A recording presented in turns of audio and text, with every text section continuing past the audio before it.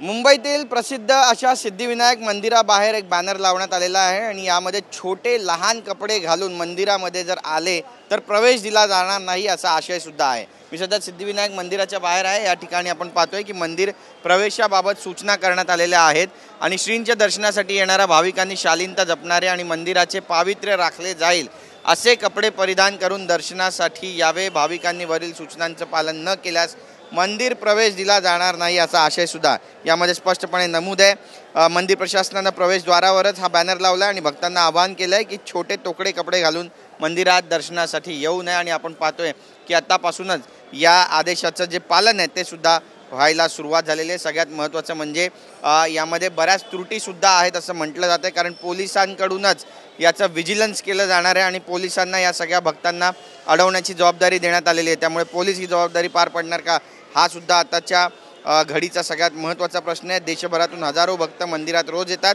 आणि अनेक भक्तांनी अशा कपड्यांबद्दल चिंता व्यक्त केली होती जे त्यांना पूजास्थळी अनुचित वाटतात आणि सतत विनंत्या प्राप्त झाल्यानंतर मंदिराची पवित्रता कायम राखण्यासाठी हा ड्रेस कोड लागू करण्याचा निर्णय अखेरकार घेण्यात आलेला आहे। नवीन आदेशानुसार फाटलेला किंवा कट असलेला पॅन्ट, लहान स्कर्ट किंवा असे कपडे ज्यामध्ये शरीराचे भाग उघडे दिसतात अशा पोशाखातील भक्तांना मंदिरात प्रवेश नाकारला जाणार आहे आणि याबाबत जास्तीत जास्त प्रचार प्रसार व्हावा याची दक्षता सुद्धा मंदिर प्रशासनाकडून घेतला जातोय। ड्रेस कोडचा निर्णय इतर भक्तांना अस्वस्थ वाटणाऱ्या अनुचित कपड्यांविषयी अनेक तक्रारी आल्यानंतर घेतला गेलेला आहे आणि आपण पाहतोय की आता याचं किती काटेकोर पद्धतीने पालन केलं जाणार आहे हे पाहणं सुद्धा तितकंच महत्त्वाचं ठरणार आहे। सिद्धिविनायक मंदिर जगभरामध्ये प्रख्यात आहे आणि त्यामुळे या निर्णयाचं आता किती मोठ्या प्रमाणामध्ये स्वागत होत आहे हे पाहणं सुद्धा महत्त्वाचं ठरेल। कॅमेरा पर्सन सिद्धेश नाईकसह गिरीश गायकवाड, TV9 मराठी, मुंबई।